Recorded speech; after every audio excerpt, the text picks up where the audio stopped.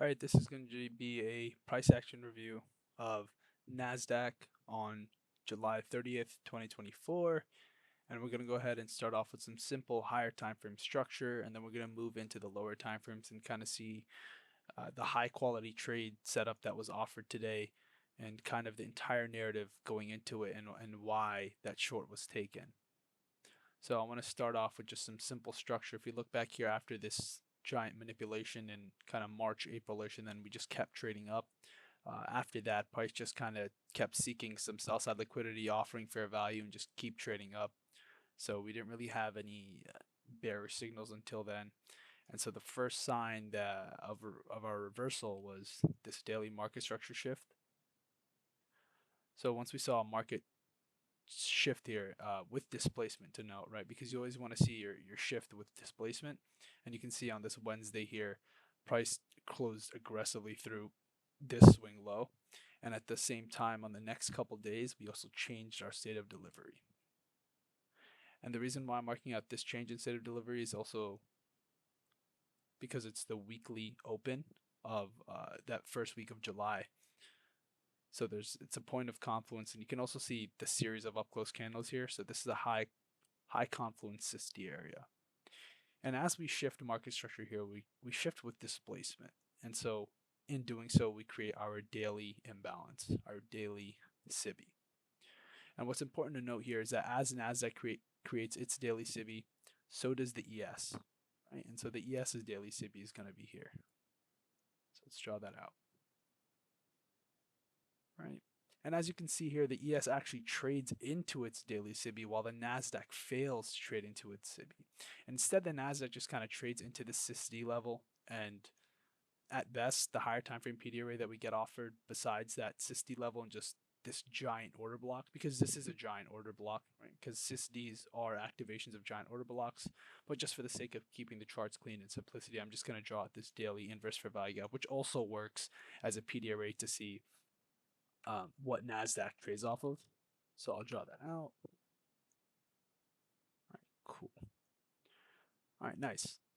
So this in itself is an SMT. What kind of SMT? That's going to be our PDRA divergence SMT. So I'm going to go ahead and also draw that out. It's going to be a PDA SMT with ES because again, you see how ES trades into this daily fair value gap. And then after we trade into that, you can see this large gap down. And here we had Tesla earnings, which absolutely dumped. And this Wednesday candle actually opened with a devil's mark. Because our candle dynamics are going to be open, high, low, close. But here we just had an open, a low, and then a close. And so whenever we see signatures on the Nasdaq where we're leaving this daily imbalance and then we're leaving this devil's mark here, it's always important to note that anytime you would expect this imbalance to be repriced like it was on the ES and we leave it, it's a good sign that we are in a strong sell program and Nasdaq is very weak. If Nasdaq is failing to trade into its imbalances, you might say, hey, look, I want to trade the ES. It's offering cleaner setups. And although it might be offering cleaner setups and it might be matching your model, if you want to trade the asset that's weaker, you need to look for these signatures in price. You need to see, okay, like which one structurally and which one is showing me that, hey, like the algorithm wants to offer sell side more than buy side. And another thing that we can see that happens first on Nasdaq is that our IPDA 20-day lows on Nasdaq are taken. So we'll mark those out too. And that's just our 20-day look back lows, IPDA 20-day lows, and that's also a market structure shift as you can see. And I want this to be black, so just so that we can see it. All right. And if you look at where ES's are, ES's IPDA 20-day lows are actually here. So NASDAQ kind of takes them on July 19th, while ES takes it on July 24th, which is a whole week later. So just seeing this intermediate term structure shift on the Nasdaq after this 16, after this initial market structure shift, it's a good sign of that we're bearish and that this is our confluence, this is our bias, coming into the rest of this week and then for the next week. So and again, as we displace through this low again, we create another daily imbalance. So we'll mark that out as well. Right. Okay, cool. So if we're looking for sell side, right, we want to mark out our major liquidity pools. So we're going to just draw out our higher time frame draws on liquidity. So we're going to have this swing low here. There's going to be sell stops here. And then this is actually our IPDA 40-day lows. So go like that. And it's going to be IPDA 40, right? So as we trade into these sell stops here, the Nasdaq actually creates an SMT with ES, and that SMT is still being held. The SMT is still being respected, as we see here, because this is the ES's pool of liquidity. As you can see, it didn't hit it yet, and it's really just showing you the weakness of the Nasdaq, especially how much closer it is to our IPDA 40-day lows. So I'll go ahead and draw this out. SMT with ES, and it's actually at this low, but for the sake of today's trading, kind of seeing how this week kind of set up, starting from Friday to Monday to today, I just want to emphasize that with this low, but this low is still totally valid, right? So typically for our market maker models, we're going to be targeting, right, after we take external, we're going to be targeting internal. But again, remember I was saying earlier on, right? Nasdaq's failure to trade into its internal PDA array, it shows its weakness, and I'm going to show another example of that right here. Right here we had a PDA SMT with ES, and I just want to note how we left these hourly equal highs here. There's a lot of liquidity resting here, and the ES runs these highs and it runs it into its daily fair value gap.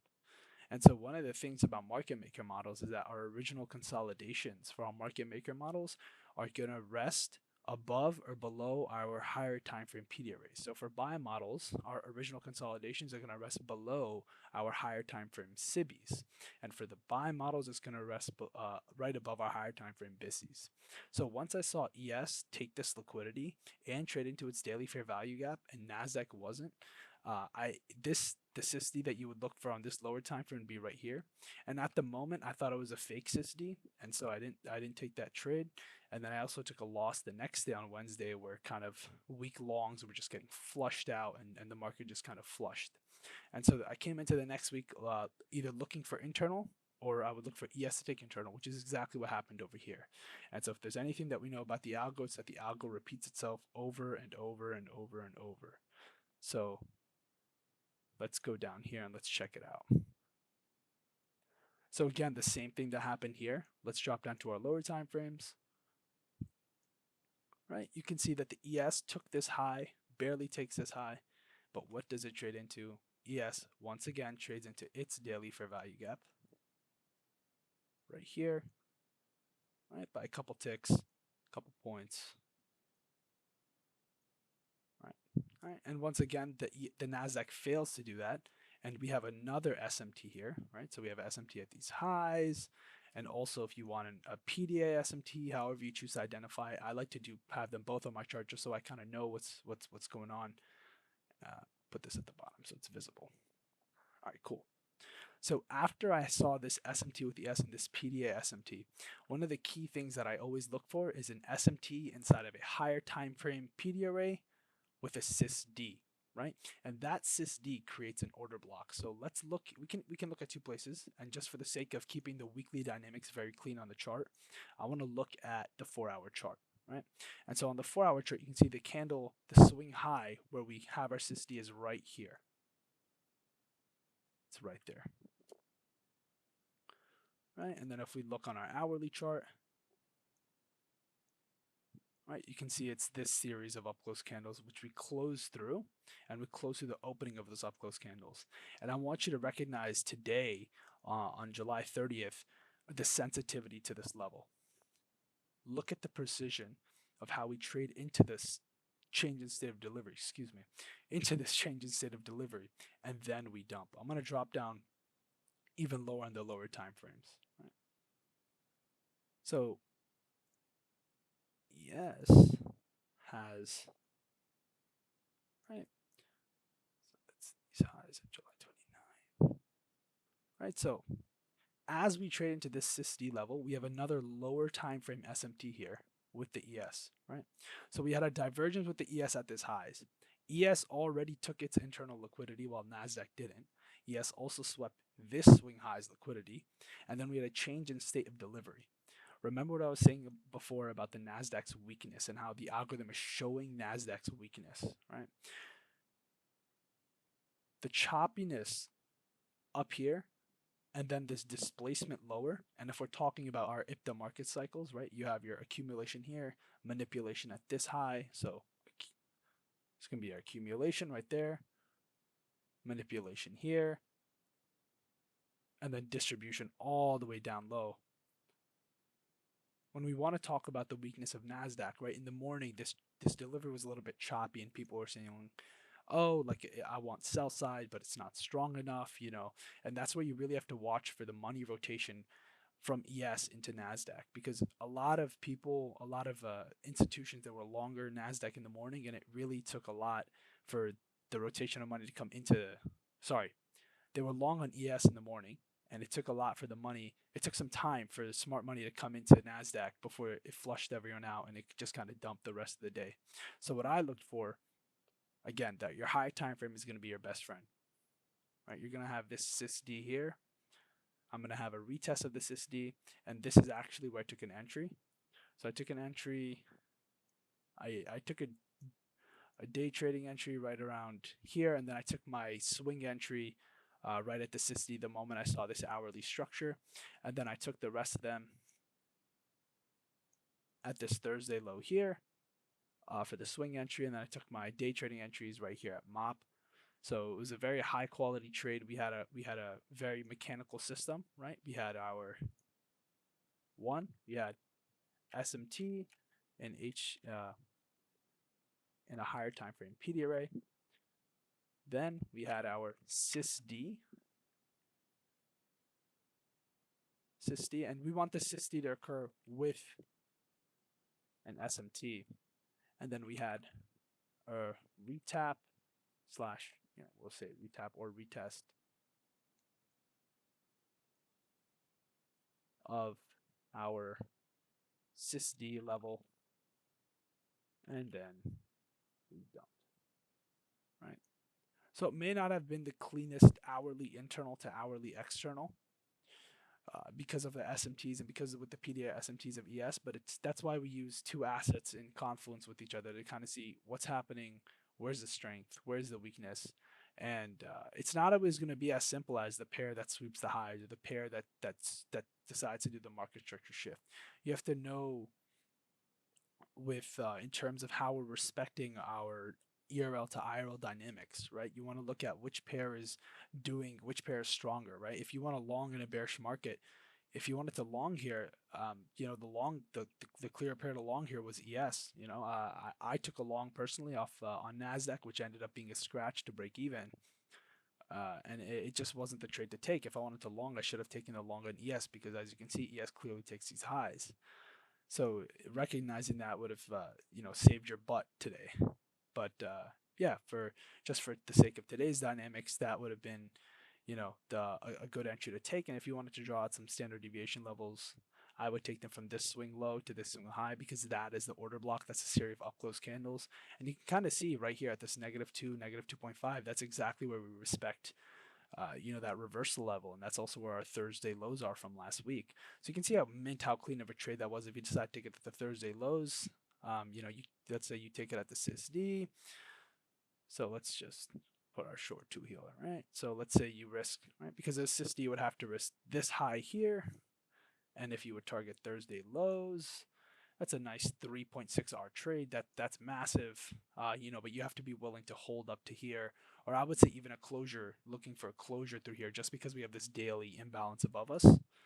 But yeah, that's the trade that would have came through today, and that's what I had. And as far as the lower time frames come, what you should have looked for on the lower time frames if you wanted to take a trade, the day trading, if you want to take a day trade on it.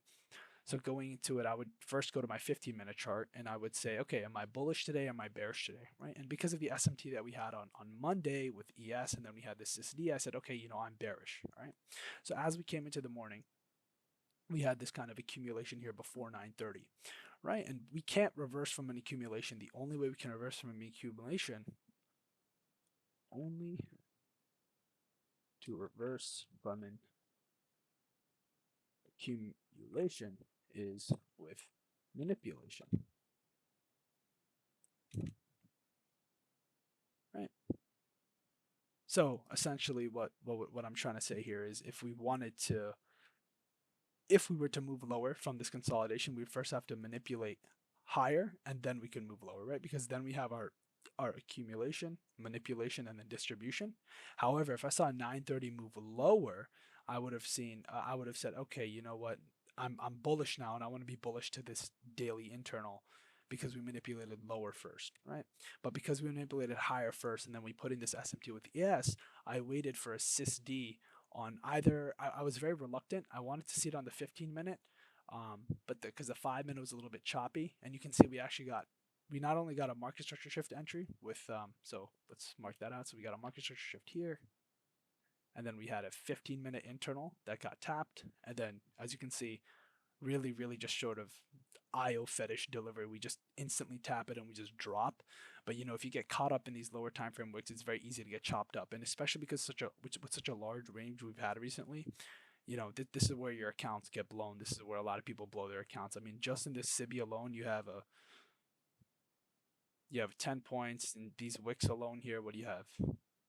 I mean, yeah, you're looking at 30-point wicks. I mean, the 1-minute ranges too were just massive, and it's very easy to get chopped up in these things. Right, so that was your 15-minute, right? So you had no manipulation below MOP, no clear manipulation below MOP. And London just kind of traded up, and then we had an accumulation manipulation up, SMT with ES. So I'm looking for distribution down, right? So what's a likely target? You're doing ERL to IRL and IRL to ERL, right? So our IRL would have been this order block here where we tap our sys-D, and ERL would have been Thursday lows. So if you're trading for the daily expansion, you would have had to hold the Thursday lows, right? Yep, and that's kind of just basically what the trade was for me for today. It's very easy to get kind of lost in the process, but the best thing to do is always keep your higher time frame as your narrative. Always focus on the higher time frames. If your hourly and your H4 conditions aren't met, just wait for those to be hit, and wait for time frame alignment. Wait for time frame alignment. Don't try to start getting into your trade when the 5-minute and the 15-minute are going against each other. Don't try to get into your shorts here, because then you have to sit through this 100-point drawdown, right? Because if you're trying to play a 5-minute chart, if you're trying to play a 5-minute short here before the 15-minute hits internal, especially in a range like this where it's so big, you want to make sure that as the 15-minute is hitting internal, your 5-minute has also been balanced, and it's super important to make sure that these things are aligned with each other, because there's lots of entries where you could have gotten short. Like let's say you got short right here off this candle right here, and you wanted to get short off of this set of these wicks here, these breakers. You would have gotten, was that 50 points, 30 points, 30 points to draw down here. And if you trade, depending on what size you're trading, that's pretty big before we wick back into internal, and it's a lot of BS to kind of sit through. So honestly, I would have sticking with the higher time frame today, especially with how volatile of a range that it's been. Your higher time frame is going to be your best friend. Like this right here is a 300-point range, 500-point range that you're looking at. So manage your risk accordingly. But yeah, that was the setup today. And then for tomorrow, what I'm looking for, I think we might actually go for daily internal, off of FOMC, and then move lower. It's a hard read to say for sure. This 4-hour candle did just open, but so far it's looking extremely strong. We might completely rebalance this wick, and if we actually close above this high right here, that'll have another sys-D. I'll probably look for that level to be traded into, off of 8:15 or 8:30 news, and then I move back into internal. Again, no crazy SMT at the lows as of yet, nothing significant, but yeah, that is what I'll be watching out for. Hopefully that helped you. Kind of read price action at the sell side of the curve. I'm going to be looking for IPTA 40-day lows this week as well. And yeah,